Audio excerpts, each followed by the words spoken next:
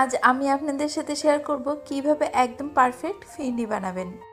কিভাবে ফিরনি বানালে রেস্টুরেন্টের স্বাদকেও হার মানাবে, সেই ছোট ছোট টিপসও আজকের রেসিপিটি রেখেছি। আশা করছি সম্পূর্ণটা দেখবেন। আর এভাবে যদি আপনারা বাড়িতে বানান, স্বাদটা কিন্তু দুর্দান্ত হবে। তাই এ বাড়িতে অবশ্যই বাড়িতে বানাবেন। হেসেল লাভার চ্যানেলে আপনাদের সবাইকে স্বাগত। এদিকে আমি একটা কড়াইতে প্রথমে দিয়ে দেবো 700 ml লিকুইড দুধ। আমি এখানে কিন্তু ফুল ক্রিমযুক্ত দুধই নিয়েছি। এটা বানানোর জন্য কিন্তু ফুল ক্রিম দুধই নিতে হবে। তবে যদি সেটা সম্ভব না হয় তাহলে একটু পাউডার মিল্ক যোগ করতে পারেন। কড়াইতে দুধটা দিয়ে তারপরে গ্যাসের আঁচটা অন করব। গরম কড়াইতে কিন্তু দুধটা দেবেন না, তাহলে দুধ কেটে যেতে পারে। এবারে গ্যাসের আঁচে হাই রেখে দুধটা ফুটে ওঠা পর্যন্ত অপেক্ষা করব। ফুটে উঠলে তারপরে গ্যাসের আঁচে মিডিয়াম দিয়ে দেব। আর এভাবে অনবরত নাড়তে থাকতে হবে। নাড়ার কাজটা কিন্তু বন্ধ দেওয়া যাবে না।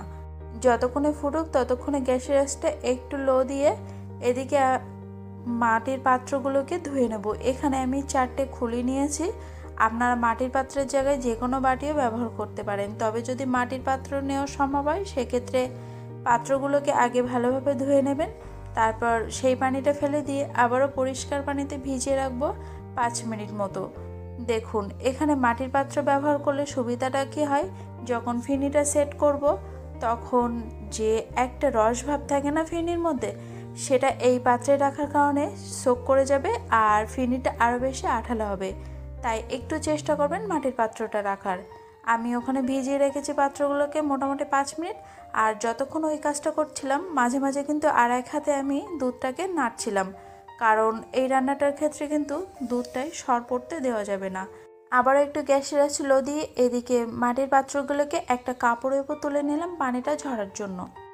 এখান থেকে 1 ঘন্টা মতো আগে আমি 2 টেবিল চামচ গোবিন্দভোগ চালকে ভিজিয়ে রেখেছিলাম। একটু হালকা ধুয়ে নিয়ে তারপর ভিজিয়ে দিয়েছিলাম। গোবিন্দভোগ চালের জায়গায় বাসমতি রাইসটাও ব্যবহার করা যায়। এবার এটাকে ব্লেন্ড করে নিতে হবে, কিন্তু ব্লেন্ড করার সময় খেয়াল রাখতে হবে যেন একদম মিহি না হয়। আমি এখানে 4 বার মিক্সিটাকে ঘুর দিয়েছিলাম আর একবারে কিন্তু স্রেফ 2 সেকেন্ড করে রেখেছিলাম। খুব বেশিক্ষণ সময় নিয়ে যদি এটাকে ব্লেন্ড করা হয় তাহলে কিন্তু ভীষণই ঘুরে যাবে, সেটা করা যাবে না। মোটামুটি এরকম দানা রাখবেন। দুধটা জাল করতে করতে যখন 3 ভাগের থেকে 1 ভাগ শুকিয়ে যাবে সেই সময় এই ব্লেন্ড করা চালটা দিয়ে দেবেন। দেখুন, চালটা দেওয়ার সময় খেয়াল রাখবেন যেন এক জায়গায় দেবেন না, এভাবে ঘুরিয়ে দেবেন। এক হাত দিয়ে দিতে থাকবেন আর এক হাত দিয়ে নাড়বেন। এক জায়গায় দিলে কিন্তু এটা জমাট বেঁধে যাবে। আর দেওয়ার সময় কিন্তু গ্যাসের আঁচটা বন্ধ করে দেবেন, কারণ কড়াইটা অনেকটা গরম থাকবে আর সেক্ষেত্রে কিন্তু চালটা জমাট বেঁধে যাবে। এবারে একটানা অনবরত নাড়তে থাকতে হবে। এই রান্নাটার ক্ষেত্রে কিন্তু একটানা নাড়াটাই হচ্ছে একটা মূল কাজ। যাই হোক, যদি আপনাদের মনে হয় যে কোথাও একটু জমাট বেঁধে গিয়েছে সেক্ষেত্রে একটা হ্যান্ড হুইস্কের সাহায্যে এভাবে মিশিয়ে নিতে পারেন। চালটা সিদ্ধ হয়ে গেলে তারপর আমি চিনি দেবো। এখানে 1/4 কাপ আর 2 টেবিল চামচ চিনি দিয়েছি। সামান্য একটু নুন দিলাম স্বাদটা ব্যালেন্স করার জন্য, আর 1/4 চা চামচ এলাচের গুঁড়ো। তারপর আবারও ভালোভাবে মিশিয়ে নিন। ঘন হয়ে আসলে নামানোর একটু আগের মুহূর্তে 1 চা চামচ কেওড়া পানি দিলাম। তারপর আবারও ভালোভাবে মিশিয়ে নিন। যখন দেখবেন হাতার গায়ে এভাবে লেগে যাচ্ছে আর এভাবে ফোঁটা ফোঁটা পড়ছে, সেই সময় এটাকে নামিয়ে নেবেন।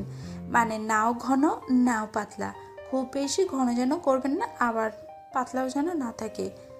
এবারে পাত্রগুলোর মধ্যে আমি এটাকে সার্ভ করব। যদি এখানে মাটির পাত্রটা সম্ভব না হয় সেক্ষেত্রে কিন্তু স্টিল অথবা কাঁচ যে কোনো বাটিতেই এটাকে সেট করতে পারেন। উপর থেকে একটু পেস্তা দিলাম। আর এই রান্নাটার ক্ষেত্রে কিন্তু কেশরটা ব্যবহার করতে পারেন।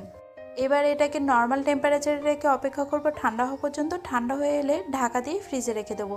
দেখুন, ফ্রিজে রাখার সময় কিন্তু অবশ্যই ঢাকা দিয়ে রাখবেন, তা না হলে কিন্তু উপরটা শক্ত হয়ে যাবে।